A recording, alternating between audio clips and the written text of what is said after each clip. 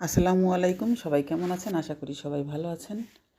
এই যে আজকে একটু মুরগির কোরমা রান্না করব, তাই একটু পেঁয়াজের বেরেস্তা ভেজে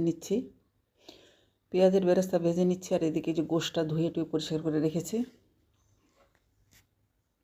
বেরেস্তা ভাজা হয়ে গেছে, তুলে রাখলাম। এখন একটু মশলা পেস্ট করে রেখেছিলাম, সব কিছু আদা, রসুন, কাজু বাদাম, পেস্তা বাদাম দিয়ে সব কিছু একসাথে পেস্ট করে রেখে এটা দিয়ে মশলাটা ভালোভাবে কষিয়ে নিচ্ছি। দিয়ে এলাম একটু গরম মশলা, একটু তেজপাতা।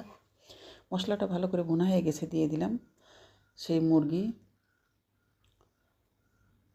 দেশি মুরগি দিয়ে কোরমা রান্না করতেছি, একটু সময় লাগবে সিদ্ধ হতে। একটু টক দই দিয়ে দিলাম, দুধ দিয়ে দিলাম একটু সিদ্ধ হওয়ার জন্য পরিমাণ মতো। বেশি ঝোল রাখবো না, মাখো মাখো করে রাখবো। একটু ঘি দিয়ে দিলাম উপর দিয়ে, ঘ্রাণ হওয়ার জন্য, ফ্লেভারটা খুব ভালো আসবে। এই কাঁচামরিচ দিয়ে দিলাম, 2-4টা একটু পেঁয়াজ বেরেস্তা দিয়ে দিলাম উপর দিয়ে।